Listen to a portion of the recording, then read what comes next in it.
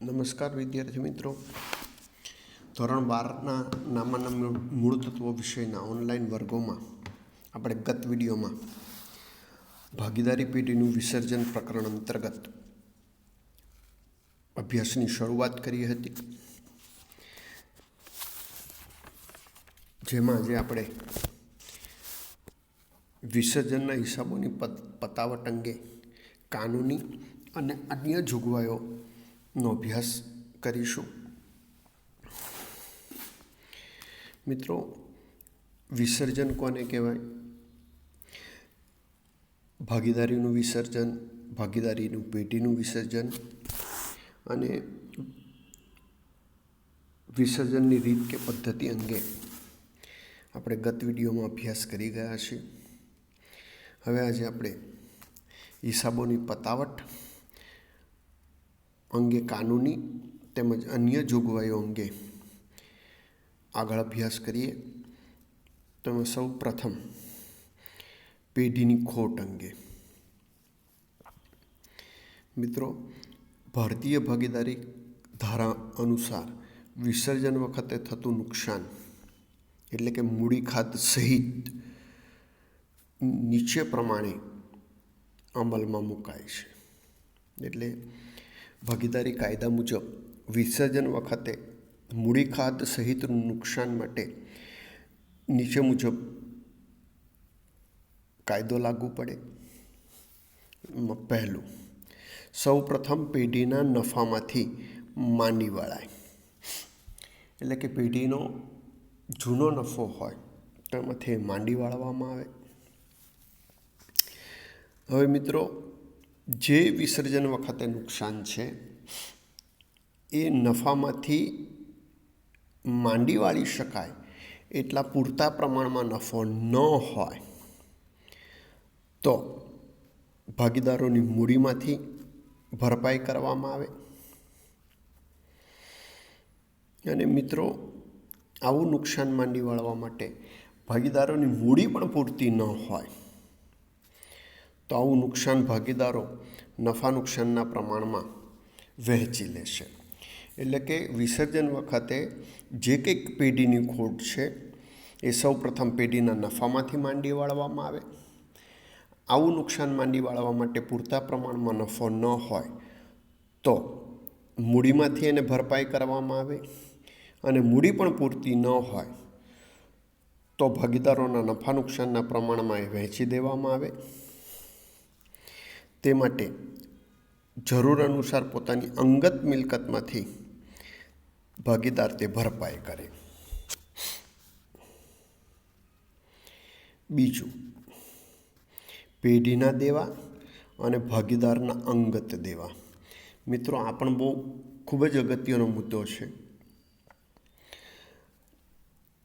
આપણે પ્રથમ ચેપ્ટરની અંદર જોયું કે ભાગીદારી પેઢીમાં ભાગીદારોની જવાબદારી અમર્યાદિત હોય છે.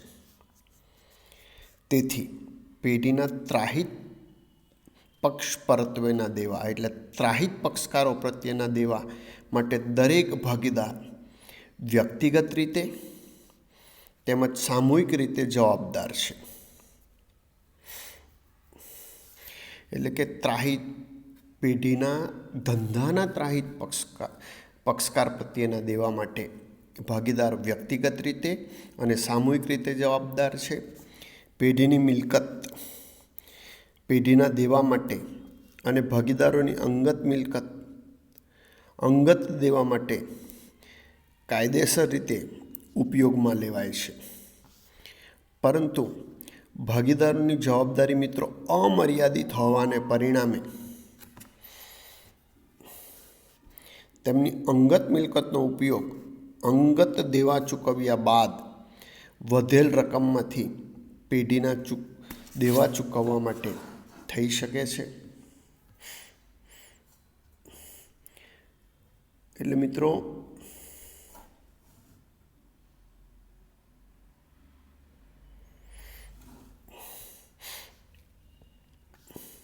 ભાગીદારની જવાબદારી અમર્યાદિત છે. તેથી અંગત મિલકતમાંથી અંગત દેવા ચૂકવાઈ જાય પછી જે મિલકત વધે એટલે કે જે રકમ વધે તે પેઢીના દેવા ચૂકવવા માટે ઉપયોગમાં લઈ શકાય. ભાગીદારોની પેઢીને લોન.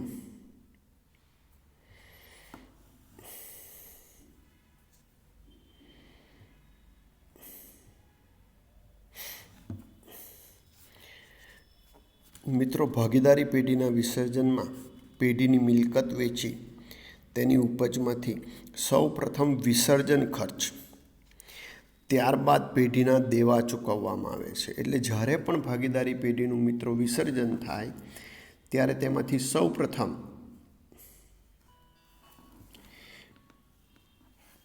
વિસર્જન ખર્ચ ચૂકવવામાં આવે છે, ત્યારબાદ પેઢીના દેવા ચૂકવવામાં આવે છે, અને ત્યારબાદ જો રકમ વધે તો વધતી રકમમાંથી ભાગીદારોએ પેઢીને આપેલ લોનની રકમ ચૂકવવાની હોય છે.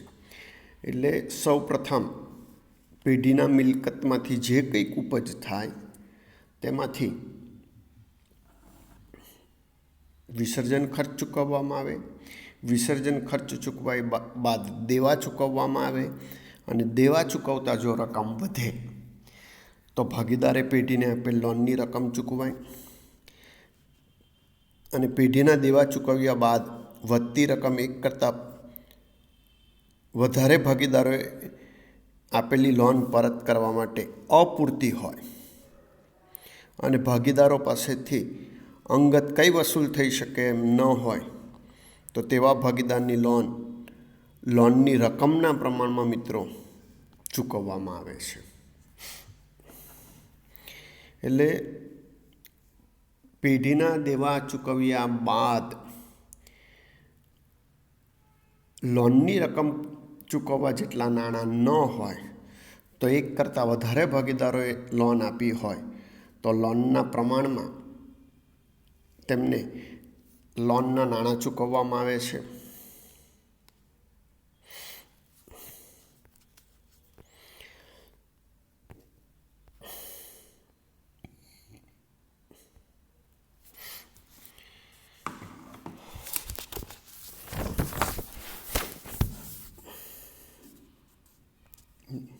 ચોથું, ભાગીદારની પત્નીની લોન. મિત્રો, ભાગીદારની પત્નીની લોન એટલે ભાગીદારની પત્ની દ્વારા ધંધાને લોન આપવામાં આવી હોય તો એ અંગે તમારે ખાસ કાળજી રાખવાની છે. મિત્રો, ભાગીદારની પત્નીએ પોતાના સ્ત્રી ધનમાંથી પેઢીને લોન આપેલ હોય તો તેવી લોનની રકમ પેઢીમાં સામાન્ય દેવાની જેમ ત્રાહિત પક્ષ પરત્વેના દેવા તરીકે ચૂકવવામાં આવે છે. એટલે કે પત્નીએ સ્ત્રી ધનમાંથી પેઢીને લોન આપી હોય તો તે લોન ત્રાહિત દેવાની જેમ જ એટલે ત્રાહિત પક્ષના દેવાની સાથે સાથે જ ચૂકવવામાં આવે છે. મિત્રો, અહીંયા સ્ત્રી ધનમાંથી આપેલી લોન એટલે એનું અર્થઘટન એવું થાય કે સ્ત્રીના લગ્ન પહેલાં એણે જે કંઈક બચત કરી હોય તે લગ્ન સમયે એના પિયર પક્ષમાંથી એને જે કંઈક નાણાં આપવામાં આવેલા હોય તે એમાંથી જો લોન આપી હોય તો એને સ્ત્રી ધનમાંથી આપેલી લોન ગણાશે. પરંતુ જો પોતાના પતિના નાણાંમાંથી તેણે પેઢીને લોન આપી હોય તો તે ભાગીદારની જ લોન ગણાય છે. એટલે જો મિત્રો સ્ત્રી ધનમાંથી આપેલી લોન હોય તો ત્રાહિત પક્ષ પરત્વેના દેવા તરીકે ચૂકવવામાં આવે, પણ પતિના નાણાંમાંથી પત્નીએ બચત કરીને પેઢીને લોન આપી હોય તો તે ભાગીદારની લોન જ ગણાય અને ત્રાહિત પક્ષ પ્રત્યેના દેવા ચૂકવ્યા બાદ એવી લોન ચૂકવવામાં આવે. પાંચમું, ભાગીદારોની જવાબદારી. મિત્રો, અગાઉ પણ આપણે ચર્ચા થઈ કે ભાગીદારોની જવાબદારી અમર્યાદિત છે. એટલે જો કોઈ ભાગીદાર કે ભાગીદારો નાદાર થાય તો સદ્ધર ભાગીદારે પેઢીના દેવા પોતાની અંગત મિલકતમાંથી ચૂકવવા પડે છે. એટલે ભાગીદારી પેઢીના વિસર્જન વખતે કોઈ ભાગીદાર અથવા તો એક કરતાં વધારે ભાગીદાર નાદાર જાહેર થાય તો જે સદ્ધર ભાગીદાર હોય તેણે પોતાની અંગત મિલકતમાંથી પેઢીના દેવા ચૂકવવા પડે છે, કારણ કે ભાગીદારોની જવાબદારી અમર્યાદિત છે. છઠ્ઠું, પેઢીની મિલકતોની ઉપજની વહેંચણી. મિત્રો, પેઢીની મિલકતની ઉપજમાંથી ચૂકવણી નીચેના ક્રમમાં કરવામાં આવે છે. મિત્રો, આ ક્રમ ખૂબ અગત્યનો છે, કારણ કે આગળ તમે કોલેજ કક્ષાએ પણ અભ્યાસ કરો તો આ વિસર્જનના સંદર્ભના વહેંચણીના ઉપયોગ એની અંદર આવે છે. મિત્રો, મિલકતની ઉપજની વહેંચણી વખતે મિલકતની ઉપજમાંથી જે નાણાં મળે તેમાંથી સૌ પ્રથમ પેઢીનો વિસર્જન ખર્ચ ચૂકવવામાં આવે. એટલે વિસર્જનની જે કામગીરી થઈ હોય એ કામગીરી માટે જે કંઈ ખર્ચ થાય એ સૌ પ્રથમ ચૂકવવામાં આવે. વિસર્જન ખર્ચ ચૂકવ્યા બાદ મિત્રો ત્રાહિત પક્ષ કે ત્રાહિત વ્યક્તિઓ પરત્વેના દેવા ચૂકવવામાં આવે. ત્રાહિત પક્ષ પ્રત્યેના દેવા ચૂકવાઈ જાય મિત્રો, ત્યારબાદ નાણાં વધે તો એમાંથી ભાગીદારની લોન ચૂકવવામાં આવે. ભાગીદારની લોન ચૂકવાઈ જાય ત્યારબાદ છેલ્લે ભાગીદારોની મૂડી અને ચાલુ ખાતાની રકમ પરત કરવામાં આવે છે. અને તેમ છતાં રકમ વધે એટલે કે નફો હોય તો બધા ભાગીદારો વચ્ચે એ નફા નુકસાનના પ્રમાણમાં વહેંચવામાં આવે છે.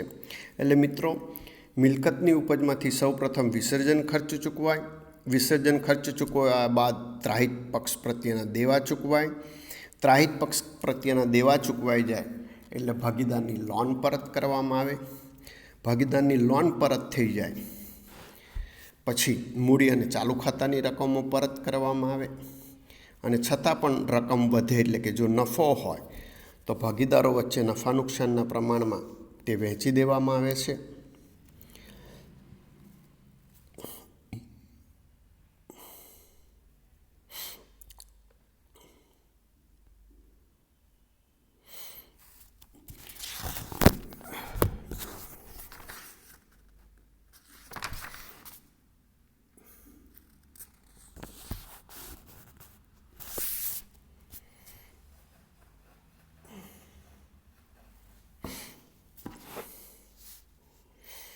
એટલે આ રીતે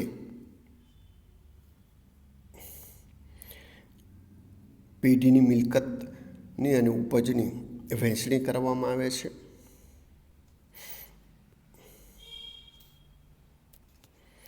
મિત્રો, વિસર્જનની સામાન્ય વિધિ કે પ્રક્રિયા.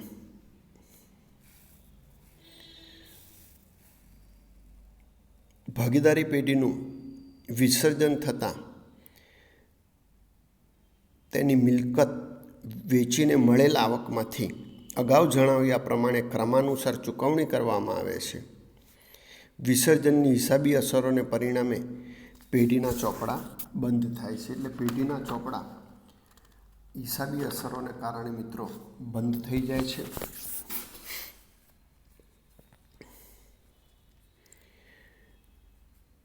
મિત્રો, આ વિસર્જનની પ્રક્રિયા માટે સૌપ્રથમ જરૂરી ખાતા ખોલવામાં આવે છે. વિસર્જનની હિસાબી વિધિને અનુસરવા અને હિસાબી અસરો આપવા માટે મિત્રો નીચે મુજબ ખાતા તૈયાર થાય. પહેલું ખાતું માલ મિલકત નિકાલ ખાતું તૈયાર કરવામાં આવે. બીજું ખાતું ભાગીદારના લોનના ખાતા તૈયાર કરવામાં આવે. એટલે મિત્રો, ભાગીદારની જો લોન આપી હોય આપણને રકમમાં તો આ ભાગીદારના લોનના ખાતા ખોલવામાં આવે. ત્રીજા નંબરે ભાગીદારોના મૂડી અને ચાલુ ખાતા ખોલવામાં આવે. એટલે કે જો ચાલુ ખાતા આપેલા હોય તો ચાલુ ખાતા અને મૂડી ખાતા બંને ખોલવામાં આવે. અને છેલ્લે રોકડ ખાતું તૈયાર કરવામાં આવે છે. એટલે આ 4 ક્રમમાં મિત્રો આપણે જરૂરી ખાતા તૈયાર કરવાના હોય. એટલે પહેલું માલ મિલકત નિકાલ ખાતું, ત્યારબાદ ભાગીદારની લોનના ખાતા, ત્યારબાદ ભાગીદારોના ચાલુ અને મૂડી ખાતા, અને છેલ્લે રોકડ કે બેંક ખાતું તૈયાર કરવાનું હોય છે.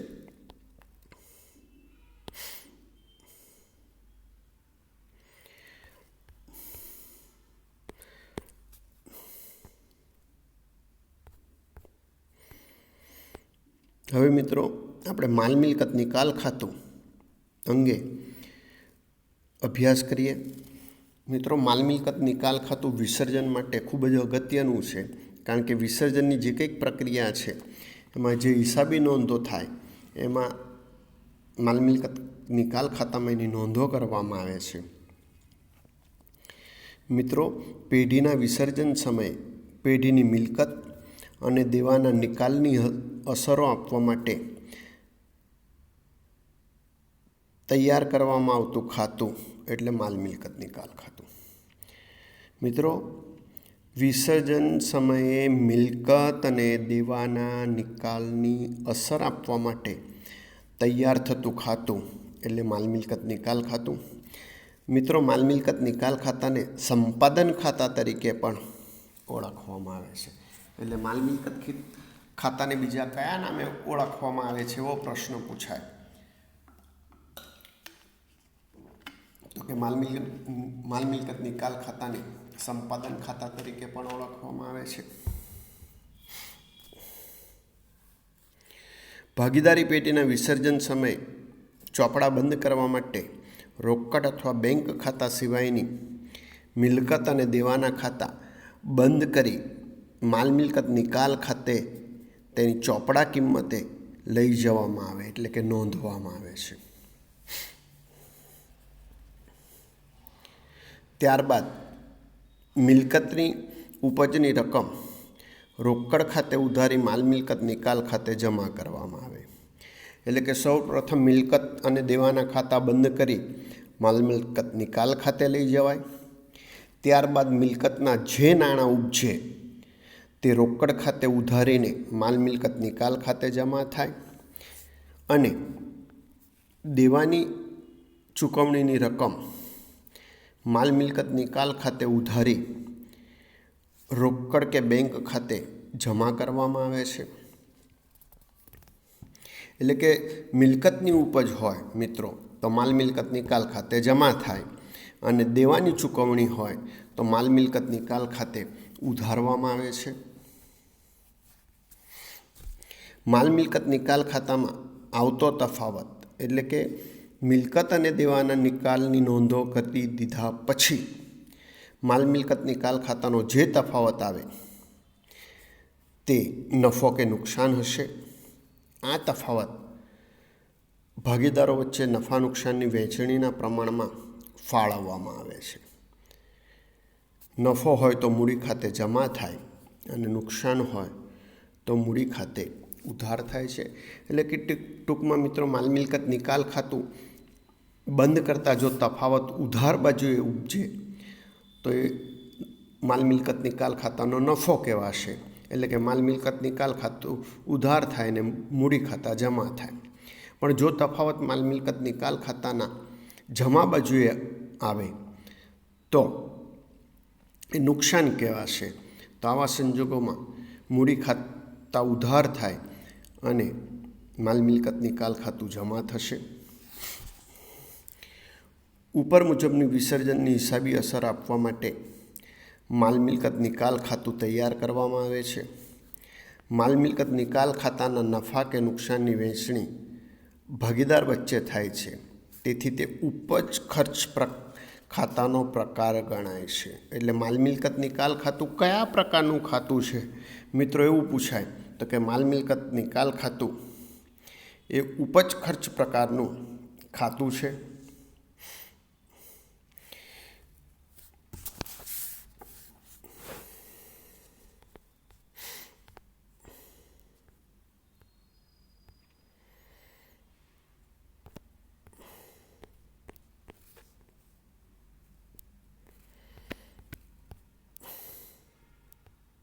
એટલે આ રીતે આપણે માલ મિલકત નિકાલ ખાતું તૈયાર કરવાનું હોય છે. હવે મિત્રો ભાગીદારના લોનના ખાતા તૈયાર કરવાના હોય.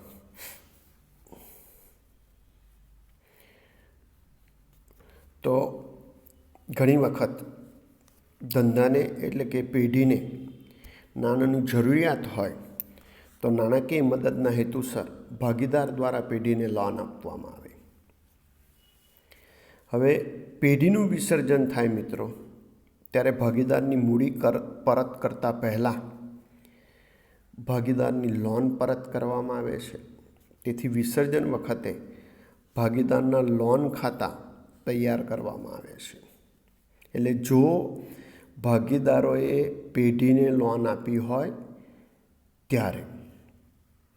ત્રીજું, ભાગીદારના મૂડી અથવા ચાલુ ખાતા. મિત્રો, ભાગીદારોના મૂડી ખાતા અને ચાલુ ખાતા અંગે અગાઉ અભ્યાસ થયો છે અને મૂડી ખાતા ચાલુ ખાતા કઈ રીતે તૈયાર થાય આપણે જાણીએ છીએ. પેઢીના વિસર્જન વખતે તમામ પ્રકારના દેવા ચૂકવ્યા બાદ ભાગીદારની મૂડી પરત થાય છે. ચોથું, રોકડ અથવા બેંક ખાતું. મિત્રો, પેઢીનું વિસર્જન થતું હોવાથી તમામ વ્યવહારો રોકડમાં અથવા બેંક દ્વારા કરવામાં આવે છે. રોકડ ખાતું માલ મિલકત નિકાલ ખાતે લઈ જવામાં આવતું નથી. તમામ રોકડ આવક અને જાવક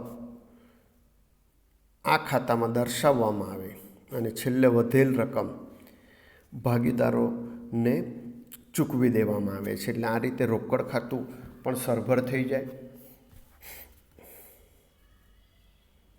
એટલે મિત્રો, વિસર્જનના હિસાબો તૈયાર કરવા અંગેની આમનોંધ તૈયાર કરતાં પહેલાં ઉપર દર્શાવ્યા પ્રમાણેના ખાતા ખોલવામાં આવે. ભાગીદારના મૂડી ખાતાની અને રોકડ ખાતાની બાકીઓ તે ખાતામાં દર્શાવવામાં આવે અને ભાગીદારના લોનના ખાતા હોય તો લોનના ખાતાની બાકી તેના લોન ખાતામાં દર્શાવવામાં આવે છે.